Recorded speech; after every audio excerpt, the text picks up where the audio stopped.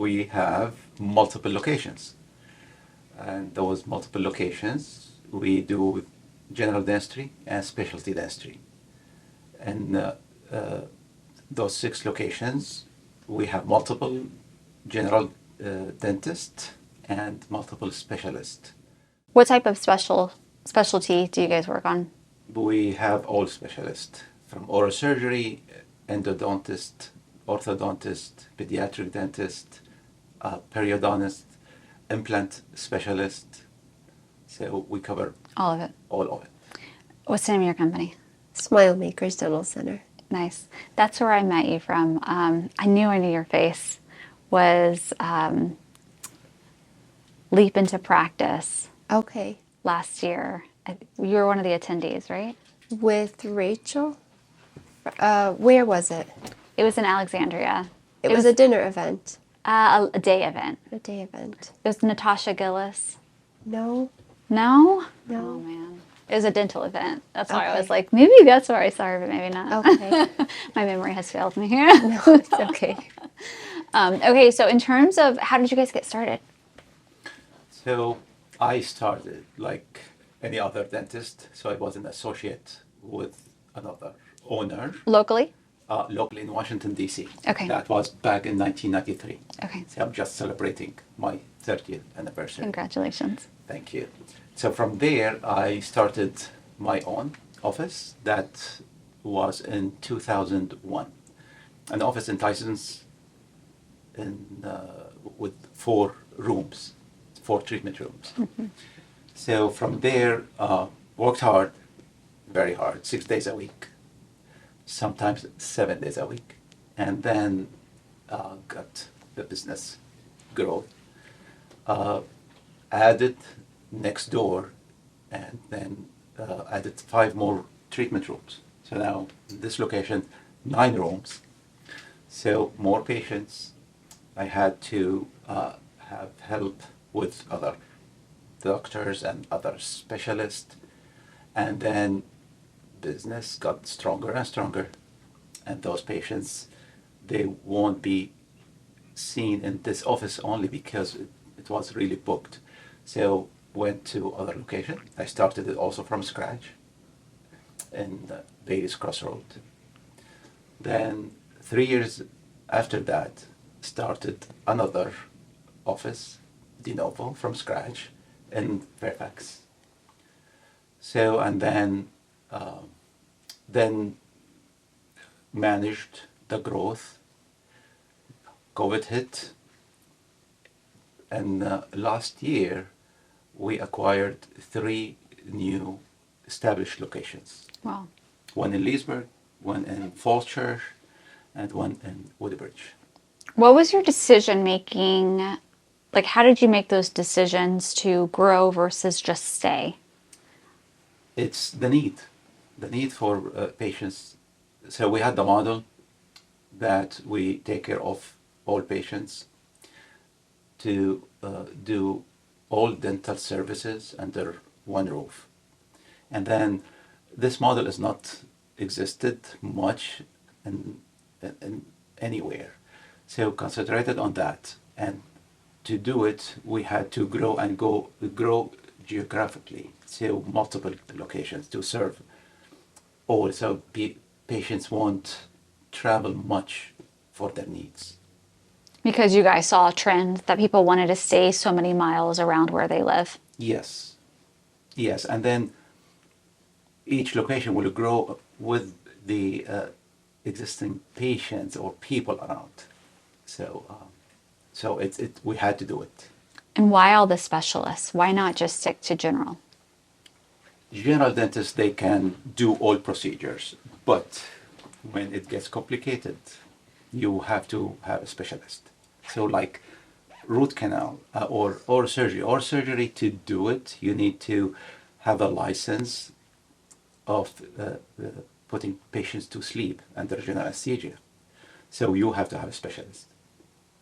Pediatric dentist, you need a specialist how to deal with those little kids. Orthodontist, that is another specialty. So you can do general work, but when it comes to mastering the procedures, the treatment, the outcomes, you have to go for a specialist. When did you enter the picture? I started in 2007. In 2007, we were a one location practice, like Dr. Kallas said, with 4 treatment rooms. So I've been able to see the company grow through its different seasons. That's awesome. And where do you fit in? I am the operations manager, so I oversee all of the 6 locations. I help to build the high-performing teams. We work together on the systems and protocols and adapting to the needs of the industry. So something that I've noticed just from listening in the few minutes that we've been talking is you focus on the operations and team culture. Yes. And I'm going to say a lot of your success is attributed to that because that's not normal in a lot of dental practices. That's very true. Actually, that's when you start a business, you have this entrepreneurship that, okay, I'm going to do it. But when you start doing it, you go through stages. So that stage that it will hit you and that, oh, I'm doing something wrong here. So you go back to get the systems and the processes, the protocols, and then you put it into action and you monitor it and you confirm it. But sometimes it doesn't go the way you want. The reason of that is culture. So you need to go back to the basics and build the culture. Why? Why we do that? And then what we can do, and then how. So those are the basics. Especially when you do this multi-locations, and I am personally not there to see how it's going. So if the culture is missing, everything is missing. So yes, we concentrate on building those culture very much so. Where did you learn that? So, well, first of all, I learned it because of failure. So you notice that something not going well, and you go and you look for an answer. So you have now companies that teach you how to do it, how to look for what's going on, and then there are scaling companies, there are dental scaling companies, and this education and this is never ending, keeps going. And so today we are way different from last year, way different from 5 years. So and we keep going forward in that direction. 30 years later, here you are. Can you tell me a little bit about your background before you got into dentistry? Well, Like what led you there?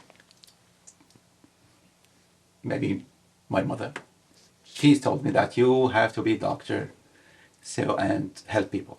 And What this country the- is she from? Syria. Syria, okay. So this is the way it started. So I started this with in mind to help, and then in mind that you can give something, and that's something based on education. This is the way it started, and then you start adding components. You start reading and learning, and be in atmosphere with people, with successful people, and you learn that you can keep growing and growing and go forward, and then you look, okay, what I'm gonna do in this life for my legacy, what I want to be remembered for, how can I make a difference in the community, in the people around me, and this is leads for all what I've been doing. So thanks, Mom and Dad, for... Oh, absolutely, this is number one. Yes. I love that. Yes. In terms of moving forward, just lately you guys purchased 3 practices after COVID. What was that process like? Was it easy? Was it hard? Did you need somebody to guide you through that? Well, I have this entrepreneurship in me. So everything like this you do, it's big, it's huge. But when you surround yourself with good people, things go smoothly. Even you run into some issues, but you can go through it and you do it. So when COVID hit and so many people were scared to go to dentist, and a lot of dentists that they even they're sick or they're getting older, they start losing faith and keep working on daily basis. So I learned from that time. So many people will want to end their career as practicing dentist. So I looked for opportunities for good locations, for good practices, for good dentists to take the baton from and keep going. And so you have a team that look for good practices. You have a team to analyze those practices, and then you have our internal team that make it happen. Teamwork. Yes, everything. Speaking of teamwork, I'm going to ask you next, where do you see the business heading in the next 5-10 years? 5-10 years, probably maybe 50 offices. By then, the plan is to expand across Virginia.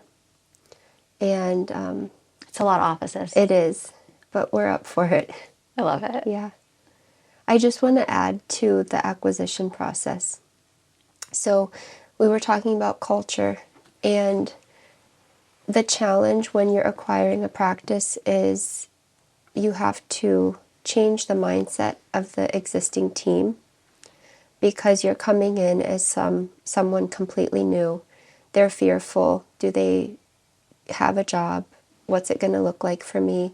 And then you have the patients who you also have to help gain their trust. So it's many moving parts, but we've been able to keep every employee that we've acquired as well. So I think that's a testament to the culture that we have and the systems that we've put in place. You've been around since 2007. Yes. How have you kept somebody like this on the team since 2007? So Francesca started with me back 2007 after 30 seconds interview Literally. as a part time, and then she was in the front desk. She was going to Nova at that time, and then I noticed in her that she likes to do more. I noticed that she knows the names of those patients by heart, and I give her more tasks, and she does it all the time, and she's still doing this till today in different caliber. So, and she grew, and then I give her advice to do psychology. So she moved from Nova to Mason. Why psychology? So because this is, if you want to work, that you need to know people, and she likes people. She's a people's person, so she needs to know more. And she went there, and then she learned more dental business. So then she did her degree in business, master's, MBA. Yes. And from there, she kept learning about the dental world. And this is huge because you take it from a solo, one small practice, and then to 2 practices, then 3, then 4. You have levels. So she kept going through this education. And she is seeing herself how she transformed from a admin in front desk to where she is right now. Helping build 50 practices. Yes. Keeping that culture. Yes. Yeah, no, it's a blessing when you've got somebody next to you that cares about the company, who sees the same vision as you do, and believes in the vision, yeah. And that's also a reason to stay. So we fully believe in promoting from within.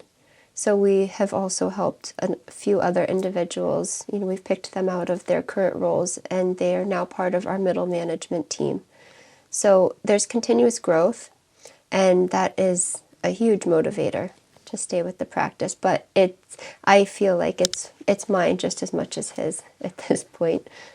And when you build this now 6 locations, you have 100 employees and other contractors. So you beside you are in patients' life changes. You are in those team life changes. So some will pick it up and take themselves to higher level, but depends on their readiness about their leadership qualities.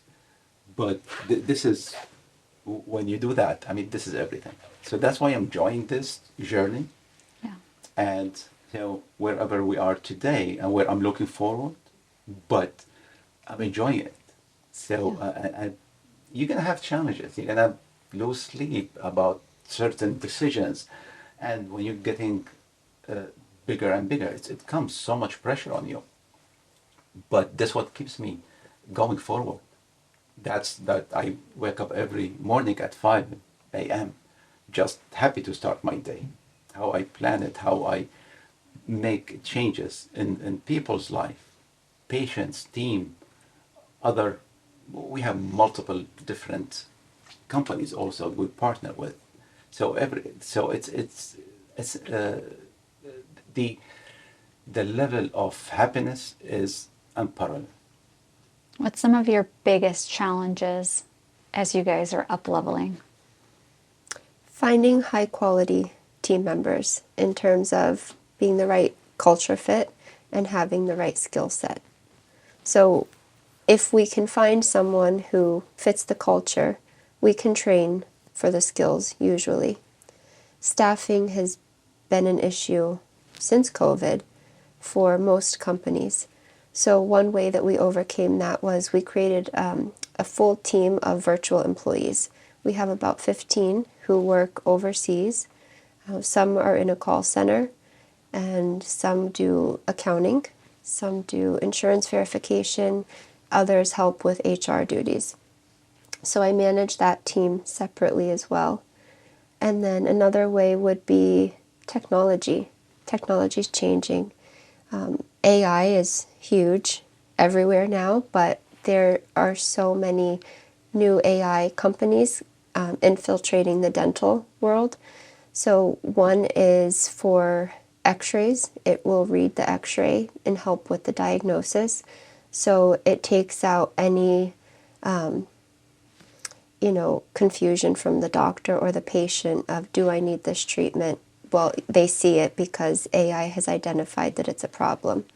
And then we also use AI in the call center to track even things like tone of voice.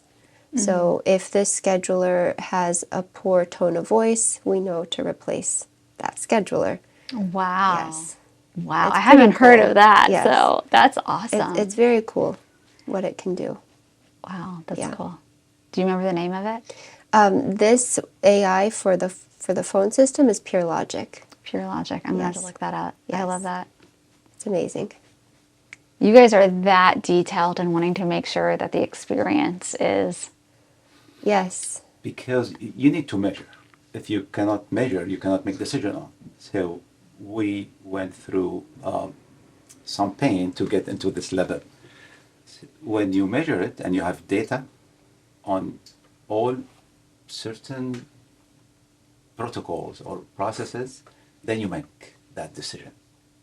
And this is where this is the sum of the part that you're gonna go through, which is not easy to move yourself from point A to point B unless you go through this. Mm-hmm.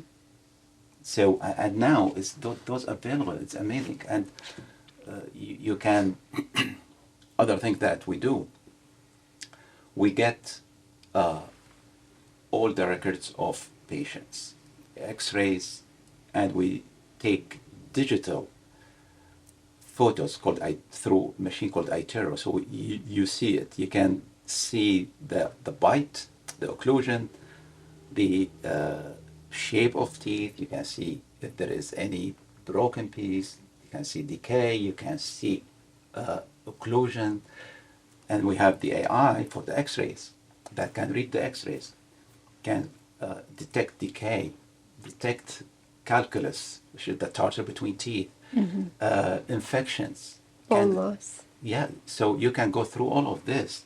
So we have a dentist looking into this for every single patient just to confirm this patient got every condition diagnosed correctly and treatment planned correctly. Wow. You guys are on top of it. Yes. Because a lot of medical,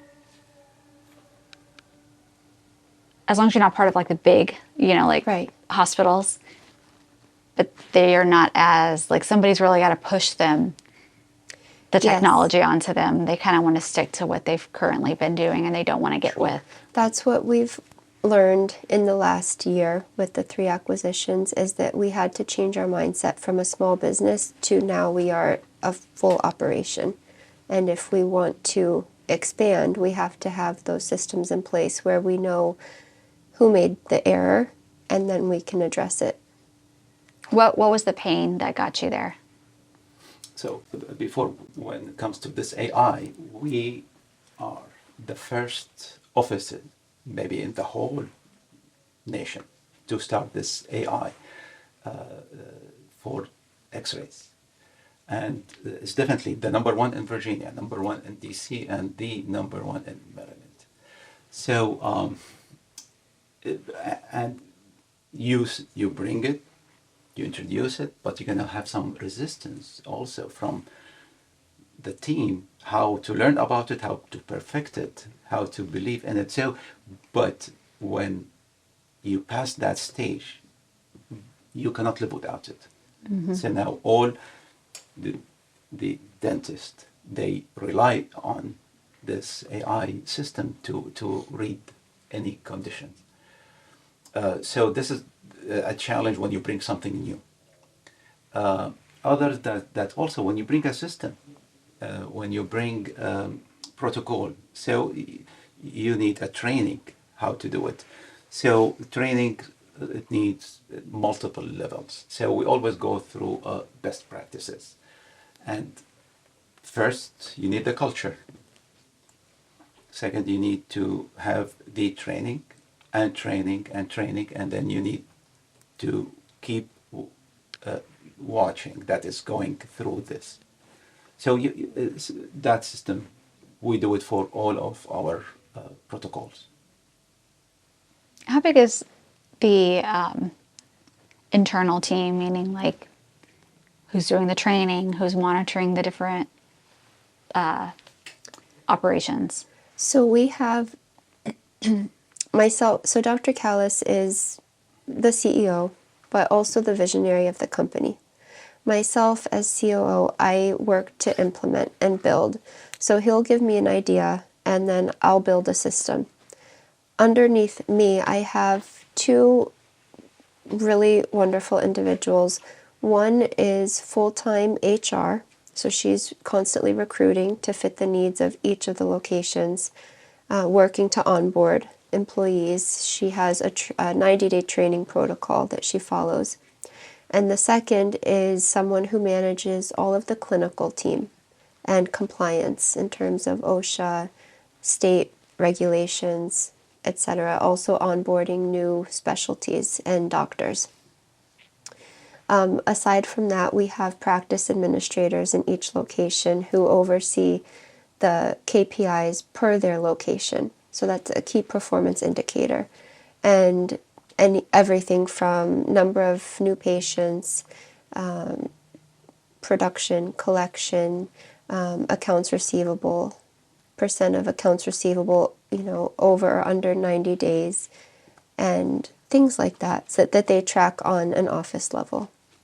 Nice. Yeah. And then in terms of how do you know when someone's not a good fit? You guys have so many KPIs that Yes. you're looking at? You've got so much training, 90-day onboarding protocol. It's generally when someone is not picking up the skill, you can easily identify, are they giving their effort or not? And if they are, and we continue to work with them.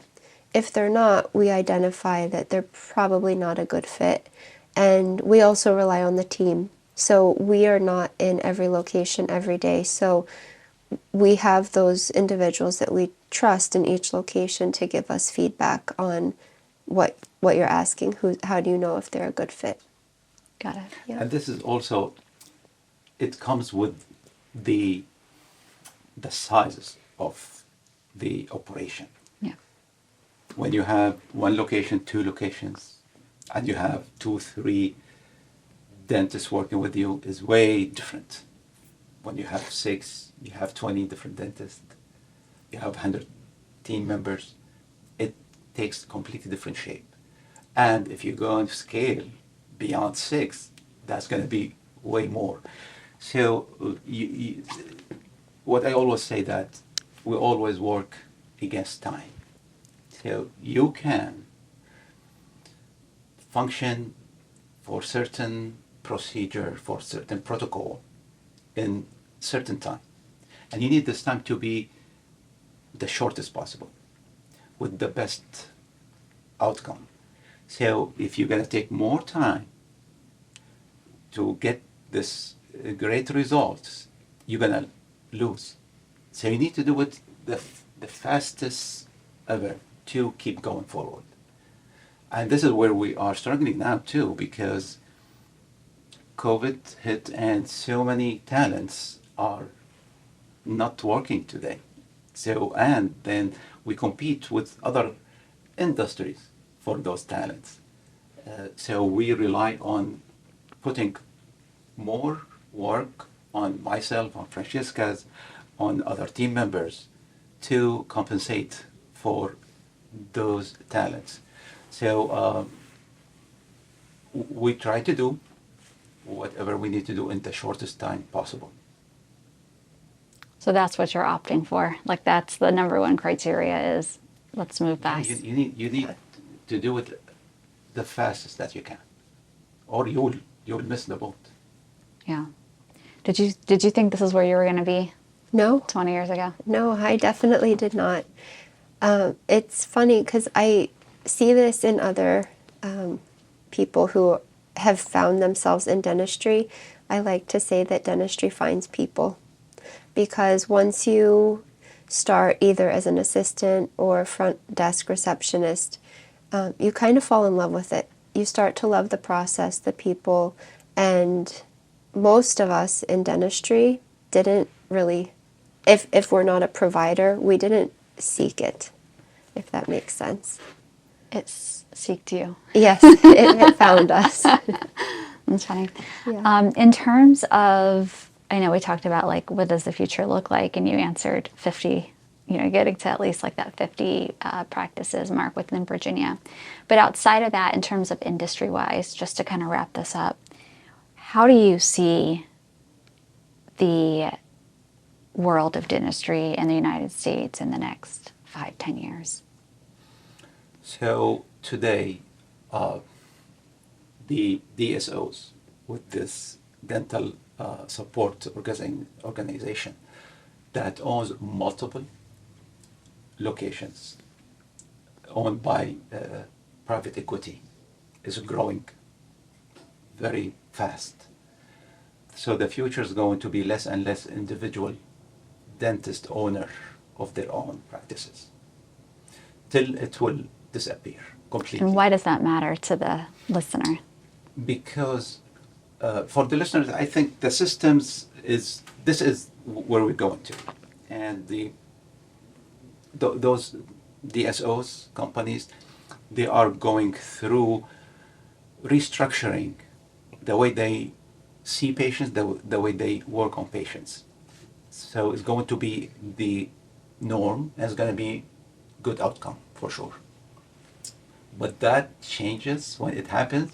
You lose something. So you go to a one dentist owner. So it's a small operation you, that dentist will follow some regulations, sometimes don't follow some regulations. Will end, and then the scale of equipment, of technologies, of the way you answer the phone is all changing. So in the end, that's gonna be much better for the consumer. But to go through this is gonna be some hiccups. But this is where we're going to. Yeah, the care will be standardized and probably more consistent than you see today, because you get a lot of patients asking for second opinions. Well, this doctor told me I need XYZ and I'm coming to you now and I don't need anything. So care will be standardized based on the technology that we're seeing. But the issue, like Dr. Kallas said, is it's going to feel different to the patient. So it's probably going to feel more like a medical facility where you really have to maybe do a lot of follow-up for yourself, because that personalized family feel might be jeopardized. That'll be a struggle for dentists. And you guys don't see yourself ever getting bought by a DSO or signing up with the DSO, right? Financial component is very important to last. So with 6 locations, you can manage. If you want to grow to 50, 100, so you have to have a financial support. That financial support will be through partnering with existing DSOs or with private equity. But the most important is to keep the dentist running the medical part of it. Got it. Got it. That's interesting. What are your thoughts on the next within the industry? Pretty similar to what Dr. Kallas said. Definitely the standardization and the growth by partnership is something that's happening more now also. Actually, this is my last question. Yes. What's your one message to the world? Could be about anything. Maybe multiple. That's a big question. So that needs some thinking. I know. He says, tag, you go first. Yeah. So for me, I always believe in working hard. When I started back in 1993, some consultant will tell you, work smart, not hard. I have completely different opinion on that. Working hard, this is the way you can prove yourself and dedicate yourself to your message, to your growth.